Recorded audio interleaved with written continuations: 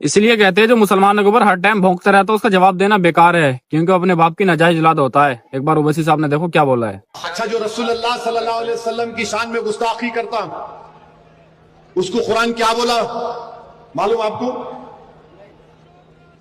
ولید بن مغیرہ، نام یاد رکھ لو۔ یہ رسول اللہ صلی اللہ علیہ وسلم کی شان میں گستاخی کیا تو رسول اللہ صلی اللہ علیہ وسلم بولے کہ اس میں کئی عیب ہے، غلطیاں ہیں۔ اس کو بلا کے بولے تیرے میں یہ عیب ہے، تیرے میں یہ عیب ہے، مانتے گیا۔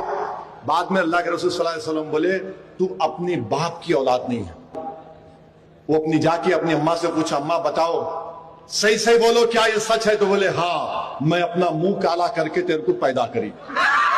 تو جتنے بھی دنیا میں اللہ کے رسول صلی اللہ علیہ وسلم کی شان میں گستاخی کرنے کی کوشش کر رہے ہیں وہ تمام کے تمام ولد الحرام ہیں۔